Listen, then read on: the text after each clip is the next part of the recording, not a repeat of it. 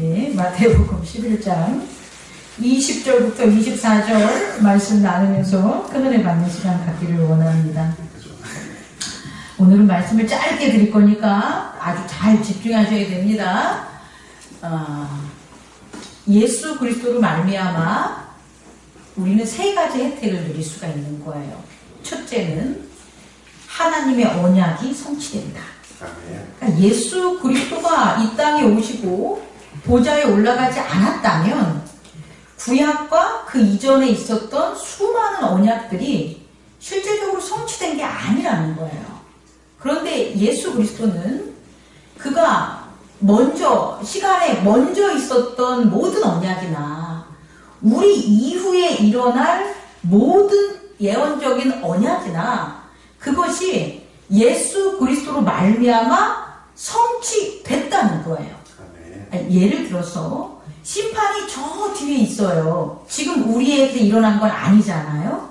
그런데 지금 예수 그리스도가 우리에게 오시고 우리가 그분을 영접함으로 그 먼 시간에 일어날 심판에서 구원받는 역사가 지금 이 순간 우리에게 있다고요. 그래서 지금 이 순간 구원받는 백성이 누리는 모든 혜택이 우리가 누릴 수 있는 거예요. 그게 뭐냐면 언약이 안 이루어진 게 아니라 언약이 성취됐다라는 것. 이걸 꼭 알아주셔야 됩니다. 그래서 언약이 성취됐기 때문에 언약 안에 있는 자들은 하나님의 말씀이 다 역사를 한다는 거예요.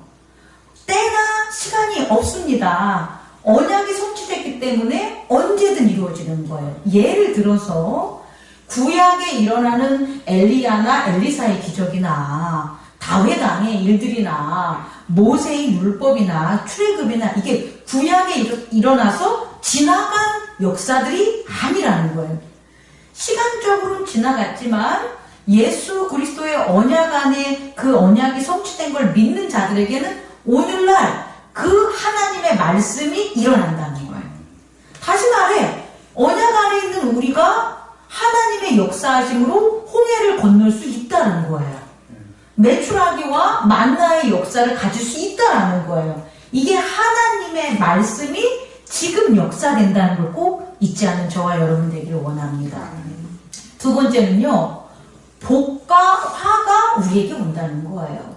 복을 받을 수 있고 화를 당할 수 있다는 거예요. 누구 때문에? 예수 그리스도 때문에. 그래서 예수님께서 오셔서 그의 제자들한테 예루살렘 성을 보면서 꼭 얘기하잖아요. 화가 임한다고. 누구의 이름 때문에? 예수 그리스도의 이름 때문에 박해를 받고 화가 임하는 거예요. 또 다른 면에서는 예수 그리스도의 이름으로 복을 받을 수 있다는 거예요. 그래서 예수 그리스도께서 그의 이름으로 받을 수 있는 뭘 알려줬어요? 8가지 팔복을 가르쳐주죠. 이 복이 능력이 있거나 계급이 있거나 뛰어난 어떤 행위 때문에 받는 복이 아니라 누구 때문에 받는 복? 예수님 때문에 받을 수 있는 무슨 복이 있다? 8가지 복이 있다는 거예요. 우리의 노력이 아니라 예수님 때문에 8가지 복이 우리 가운데 하나님 나라가 숨겨져 있으니까 그 복을 우리가 예수님의 안에서 예수님이 하신 것처럼 그 복을 찾으면 그 복을 현세에서 우리가 받는다 못 받는다 받는 걸 꼭 깨닫는 저와 여러분 되기를 원합니다. 팔복 그냥 넘기면 안 됩니다. 되게 중요한 거기 때문에 복 받기 원하는 모든 분들은 팔복을 그 말씀을 실천하셔야 됩니다. 또 하나는 예수님 이름 때문에 뭐를 당한다? 화를 안 되는 거예요. 안 돼. 내가 뭐 잘못한 게 있어? 왜 난 이 일이 안 되는지 몰라? 예수님 때문에 그래요. 예수님 때문에 복 받는 것만 알지 예수님 때문에 화요 여러분. 그 성령을 거슬린다는 건 뭐냐면 예수의 이름이 우리 안에 있고 예수의 구원이 우리 안에 있다는 것을 깨닫지 못하고 살아가는 게 성령을 거슬리는 일이라는 거예요. 이건 꼭 알아주셔야 돼요. 그래서 성령을 거슬리는 줄 내가 모르고 살아가는 거죠. 그래서 안 되는 거예요. 화를 당하는 거예요.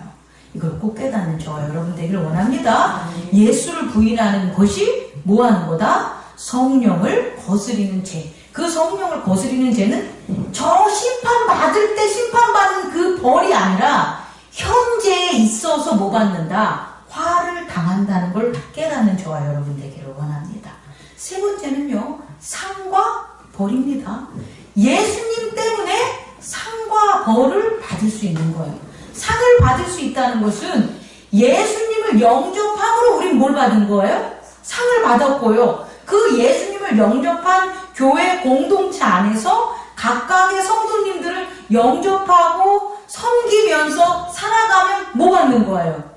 상 받는 거라는 거예요. 그리고 또 하나, 세 번째 상은 뭐냐면 우리가 알지 못하는 과부나 나그네나 고아의 처지가 있는 자들, 다시 말해 혼자 살아가는데 힘든 여건에 당하는 그런 사람들, 그런 분들을 예수의 형제로 받아들여서 돕는다면, 영접한다면 뭘 받을 수가 있는 거예요? 상 받을 수 있는 거예요. 오늘 우리가 세 번째 상을 받는 거라는 거예요. 어떤 것? 우리는 그들을 알지 못해요. 그들이 어떤 삶을 살았는지도 몰라요. 그들이 어떤 능력을 가졌는지, 어떤 경험이 있는지도 몰라요. 생각을 가졌는지도 몰라요. 마음이 착한지 못된지도 몰라요. 그런데 그들이 누구라는 거예요? 예수님께서 구원받기를 원하는 자들이라는 거예요. 예수님이 찾으시는 자들, 찾으시는 죄인들, 찾으시는 병든 자들, 찾으시는 약한 자들이라는 거예요. 그래서 우리가 그들을 뭐 하는 거예요? 영접하는 거예요. 그 영접하는 첫 번째 놀라운 시간이 오늘이라는 거예요. 오늘 우리들이 도시락 선교, 도시락 전도를 하는 것은 그분들을 뭐 하는 거예요? 영접하는 거예요. 뭐로? 예수 그리스도의 형제로. 그럼 당연히 우리의 뭐가 되겠습니까? 형제로 영접하죠. 경도의 차이 있습니다. 형제라고 보자마자 친해지는 거 아닙니다. 시간은 걸립니다. 수천 년, 수만 년 떨어져서 살다가 오늘 아침에 내가 형제다라고 하면 어떻게 마음이 생기겠습니까? 하지만 형제입니다. 친해지는 것들은 주 안에서 우리가 점점 성장함으로 변해지면 됩니다. 자, 이 세 가지를 꼭 기억하는 저와 여러분 되길 원해요. 다시 말해 언약은 어떻게 됐다? 성취됐다. 말씀의 혜택을 누려야 된다. 두 번째, 예수의 이름으로 복과 화가 우리에게 임한다. 세 번째는 뭐가 됩니까? 예수의 이름으로 그의 구원에 있어서 성령의 역사하심으로 상과 벌을 받는다는 걸 깨닫는 저와 여러분 되기를 원합니다. 그런데 이러한 역사, 하나님의 역사가 우리 안에 일어나는데 이것을 막는 게 있다라는 거예요. 이것을 막는 것. 다시 말해, 제단은 열렸어요. 누구를 통해서? 예수 그리스도를 통해서 신령과 진정의 제단은 열렸는데 그 제단의 불이 요만한 거야. 그 제단의 불이 꺼질 듯 할 수 있는 거. 꺼지진 않아요. 하지만 꺼질 듯 반딧불 그 한 마리 불처럼 아주 작을 수 있다라는 거예요. 뭐 때문에? 지금 제가 얘기하는 거. 그 두 가지 때문에 그 불이 활활 타는 태양같이 큰 밝음이 될 수도 있지만 그게 아니라 밤중에 아주 눈꽃만치 보이는 반딧불같이 될 수도 있다라는 거예요. 근데 그 빛이 없어지진 않습니다. 왜? 예수 그리스도가 세운 신령한 제단이기 때문에 예수 그리스도 외에는 끌 자가 없는 거예요. 이해할 수 있겠습니까? 그러면 그 불이 어떤 이에게는 막 광명 같은 이런 대낮이 될 수 있는가 하면 어떤 이는 불이 있음에도 칠흑 같은 죄송합니다. 칠흑 같은 괜찮습니다. 편지. 칠흑 같은 그런 어둠의 반딧불 같은 아주 작은 거가 되겠냐는 거예요. 오늘 그걸 깨닫는 저와 여러분 되기를 원합니다. 제가 신기한 경험을 했습니다. 정말 신기한 경험입니다. 이 꽃, 이 잎이 다 축축 시들어져 있습니다. 그런데 제가 이 화분에 물을 2000ml를 집어넣습니다. 그랬더니 5분도 안 돼가지고 잎사귀가 확 자랐습니다. 신기하지 않습니까? 무척 신기한 일입니다. 근데 여러분들은 하나도 안 신기하죠? 안 신기할 겁니다. 여러분들이 안 했으니까. 여러분 꼭 제가 하는 말 잘 들어보세요. 얘가 먹은 물이 신령한 물이 아니에요. 얘가 먹은 물은 그냥 물이에요. 물이에요. 그렇지 않습니까? 수돗물을 먹던 개울물을 먹던 얘가 먹는 물은 신령한 물이 아니에요.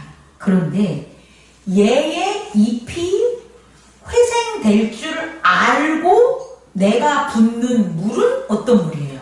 신령한 물이에요. 이거 이해할 수 있겠습니까? 우리는 신령하다는 것을, 그런 하늘에 있는 것들을 얘가 경험한 거로 생각을 하는 거예요. 내가 경험해서 나한테 어떠한 역사가 일어나면 그게 신령한 건지 안다고요. 근데 그건 신령한 게 아니라고요, 여러분. 그건 그냥 똑같은 거예요. 예수님이 침을 섞어서 진흙을 붙은 진흙이나 그 시대에 어떤 사람이 그 밑에 땅에 있는 진흙이나 그 진흙은 똑같은 거예요. 예수님이 진흙에다 침 뱉어서 붙어서 병이 났다고 거기 있었던 사람 제자가 그 흙을 긁어가지고 그 진흙 갖다가 붙인다고 그게 신령한 일이 벌어지지? 않는다는 거예요. 그 진흙은 뭐 하는 거예요? 똑같다는 거예요, 여러분. 근데 우리는 착각하고 사는 거죠. 우리가 신령한 것을 경험하면 그게 신령한 것이라는 거, 하늘의 것인지 아는 것 아닙니다. 그냥 흘러가는 물이나 땅에 있는 냇가에 있는 거나 수돗물이나 생수나 다 동일합니다. 그게 신령한 게 아니라 이 꽃의 이 잎사귀의 소생함을 내가 준 물로 이것이 되는구나 라고 그걸 깨달아서 이 잎이 마르지 않으려고 때에 따라 시에 따라서 물을 주는 그 사람의 그 물이 뭐하다는 거예요? 신령하다는 걸 깨닫는 저와 여러분 되기를 원합니다. 그래서 이제 이 신령함을 이제 이해를 하려면 두 가지 우리의 인간의 요소의 변화가 필요해요. 첫 번째는 뭐가 되냐면 의지의 변화예요. 의지가 변화되지 않으면 그 의지 변화되지 않는 것 때문에 신령한 것들을 깨닫지 못하게 되고 그 역사를 공유하지 못하게 되는 거예요. 또 하나는 몸이에요. 몸.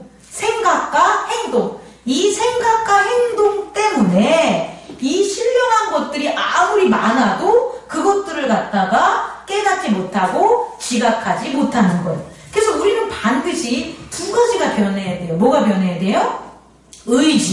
의지가 변해서 마음이 바뀌어야 되고, 또 하나는 생각과 행동의 몸의 사용이 바뀌어야 돼요. 몸을 변화시키라는 게 아니에요. 생각과 행동을 변화시키라는 게 아니라 생각과 행동을 하는 그 주체에 또 다른 사용하는 자가 있구나라는 것. 내가 내 생각, 내 몸을 사용하는 게 아니라 성령이 내 생각과 내 몸을 사용하실 수 있겠구나라는 것에 대한 걸 우리가 지각해야 된다는 것. 이게 우리가 할 일이에요, 여러분. 영의 재단을 바꾸려는 건 못해요. 왜? 예수 그리스도 양자기 때문에 예수 그리스도만 하신 거고 그 어느 누구도 할 수가 없어요. 그러나 우리 모두는 해야 될 게 있어요. 뭐냐? 의지를 바꾸고 뭐를 해야 된다? 우리의 몸의 사용을 바꿔야 되는 것을 깨닫는 저와 여러분 되기를 원합니다.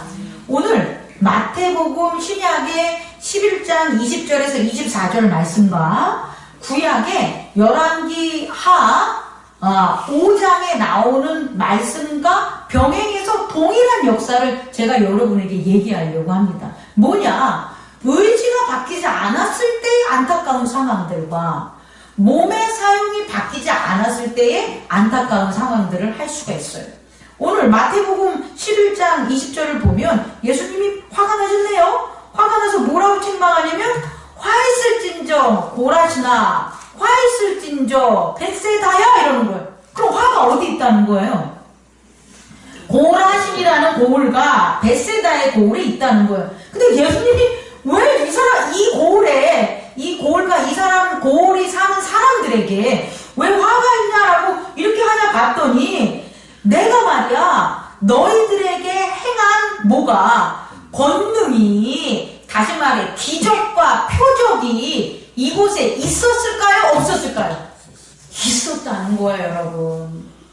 내가 고라시나 벳세다야 니네들에게 했었던 기적과 표적이 그 권능이 야 차라리 어디에 있었다면, 가버나움에 있었거나, 어디에 있었더라면, 소돔에 있었더라면, 걔네들이 지금 너희들보다 더 회개하고 나올 거다 그러는 거예요. 잘 주목해 보세요. 예수님이 벳세바와 어디에서? 고라신에서 기적과 표적을 나타내신 거예요. 그런데 기적과 표적이 나타내려면 뭐가 있어야 될까요? 믿음이 있어야 돼. 그러니까 예수님이 자기 고향에 갔을 때 왜 권능이 일어나지 않지 그러잖아요. 이유는 예수님을 권능 있는 자로 바라보지 않기 때문에 거기서는 아무 역사가 안 일어나는 거잖아요. 그러면 잘 생각하셔야 돼요, 여러분. 고라신과 벳세다에서는 무슨 일이 벌어진 거예요? 기적과 표적이 나타났으니까 예수 그리스도가 권능자이라는 것을 이 사람들은 아는 거예요, 모르는 거예요? 아는 거예요, 여러분. 안다고! 아는데 왜 화를 당하냐고. 재밌죠? 아는데 화를 당해. 요한계시록의 7개의 교회를 보면 빌라델피아 교회를 빼놓은 나머지 교회들에게서는 결국은 너희들이 회개하지 않고 처음으로 돌아가지 않으면 뭐 당한다는 거예요? 화당한다는 거예요. 그럼 그 교회 내에서 기적과 표적, 예수의 이름이 없다는 거예요? 있다라는 거예요, 여러분. 있는데 왜 화를 당하냐는 거예요. 이 첫 번째가 뭐냐라고 보면 뭘 것 같아요, 여러분? 첫 번째, 의지가 바뀌지 않아서 그래요. 몸의 사용에 있어서는 권능자인 예수 그리스도를 받아들이는 거예요. 그래서 우와, 이분은 하나님의 아들이구나. 뭐 고백해? 입술로 고백하는 거예요. 발로 가가지고 야, 예수님 하나님의 아들 왔어 라고 전해요, 안 전해요? 초내요. 그런데 뭐가 안 바뀐 거예요? 의지가 바뀌지 않아서 하나님 아들이네. 야, 하나님 아들 왔으니까 와가지고 병고침 당해. 막 방방곡곡 다니는데 그게 누구를 위한 거냐? 자기 자신을 위한 거라는 거예요. 내 자신을 위해서, 이기적인 내 자신을 위해서 예수 그리스도의 권능을 시인하고 예수 그리스도의 권능을 전도하고 돌아다녔다는 거예요. 그래서 뭐가 안 바뀐 거예요? 의지가 안 바뀌었다는 걸 깨닫는 저와 여러분 되기를 원합니다. 목사님, 의지가 안 바뀌어서 해된 게 있어요? 해된 게 있어요. 의지가 안 바뀌는 것, 다시 말해 이타적인 의지, 형제가 생기지 않으면 어떤 실수를 범하냐면 열왕기 하에서 실수를 범한 게하시라는 사람이 있어요. 게하시가 누구냐면 엘리사의 사환입니다. 엘리사의 사환으로 엘리사가 지금 예수님이 하시는 것처럼 더 많은 권능을 사실은 엘리사가 직접적으로 해요. 죽은 자도 살리고 없는 사람에게 떡도 주고 물도 새고 아무튼 여러 가지 기적들을 많이 해요. 그 기적들을 누가 본 거예요? 게하시가 봤단 말이에요, 늘. 그래서 엘리사는 어떤 일을 할 때 게하시한테 시켜요. 이것도 하라, 저것도 하라. 그럼 시키는 이유가 뭐겠어요? 그만큼 게하시가 뭐 하는 거예요? 자기의 생각과 행동을 엘리사에게 복종했다는 거예요. 따랐다는 거예요. 요번에도 마찬가지로 나아만의 군대장관, 에돔의 군대장관 나아만이 왔는데 그걸 다 누가 게하시한테 시켜가지고 다 하게 만들었어요. 그럼 여기서 끝나야 되는데 게하시에게는 뭐가 바뀌지 않은 거예요? 의지, 이타적인 의지가 바뀌지 않으니까 엘리사가 나아만이 가지고 온 금은보화들을 그냥 다 돌려보내길랑요. 그러니까 자기가 자기를 위하는 이기적인 의지가 없애지 않으니까 그 절대절묘의 중요한 그 순간에 이 게하시가 그 의지를 뭐 하는 거예요? 펼쳐서 엘리사 모르게 누구를 따라간 거예요? 나아만을 찾아가가지고 우리 엘리사가 우리 저기 누구에게 뭘 줘야 되니까 한 달란트와 옷 2벌을 주세요. 쪼잔하게 말이야. 수요예배 보면 알겠지만 많이 달라는 것도 아니고 한 달란트랑 뭐 달라는 거예요? 옷 2벌 달라고 해가지고 자기를 위해서 그걸 가지고 온 거예요. 엘리사가 너 어디 갔다 왔니? 아무데도 안 갔다 왔는데요. 게하시야, 그러면 안 된다. 너의 그것 때문에 너가 나아만의 나병이 너에게 가리라. 엘리사는 왜 그 금은보화를 안 받았겠냐? 됐냐고요. 그 금은보화를 받음으로 하나님의 역사하신 나아만의 문둥병이 다 뭐한 거예요? 속죄된 그건데, 그래서 그건 돌려보내야 되는 건데, 그거를 개아시는 모르고 내 연애권 잘하다가 뭐한 거예요? 이기적인 의지를 그대로 자기 자신을 위해서 사용해서 결국 뭐한 거예요? 나병 걸린다는 거예요. 우리도 그래요. 우리도 정말 모태신앙자, 엄마 뱃속에서부터 예수 그리스도 교회 다녀가지고, 그리고 한 번 나가서 밖에 나가서 술도 먹은 적도 없어요. 방탕하게 산 적도 없어요. 약도 먹은 적도 없어요. 그렇다고 사람들한테 가가지고 못된 짓 한 것도 없어요. 그러고 잘 살아. 교회 안에서 누가 봐도 교회 청년이고 교회 집사고 교회 권사고 교회 목사야. 그런데 뭐가 바뀌지 않느냐? 이기적 의지가 바뀌지 않으면 정말 중요한 순간에 자기를 위해서 제단을 세운단 말이에요.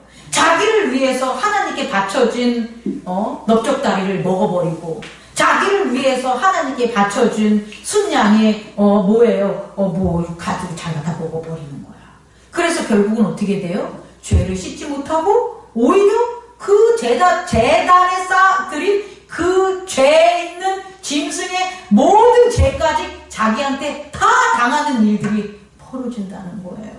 여러분 꼭 명심하기 바랍니다. 정말입니다, 여러분. 좀 못해도 돼요. 생각과 행동이 바로 고쳐지지 않아요. 그러니까 생각과 행동의 복종은 좀 못해도 되지만 가장 중요한 건 예수 그리스도를 따르는 자는 뭐가 없어져야 된다. 이기적인 의지. 밖에 나가서 하는 건 내가 상관 안 하겠어.